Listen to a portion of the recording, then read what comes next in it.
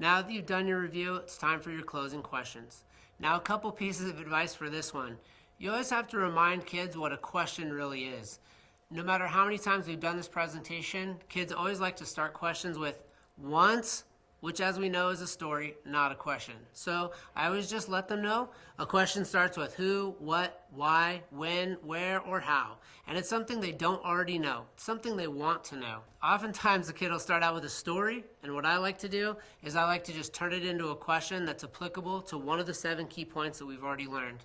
So if they start out with, once my dog was on fire, then I just cut them off right there and I say, hey class, is it a good reason to call 911 if your dog is on fire? Of course, that's a real emergency. No matter what, regardless of what their story's about, there's almost always a little piece in there that you can turn into a question about the information that you've already given them. Regardless of what it is, it probably relates to one of the 7 key points, and it's your job to pick it out and to turn it into a question. Don't be afraid to just cut them off, or else you'll be standing there for a really long time, even if you do want to hear the story.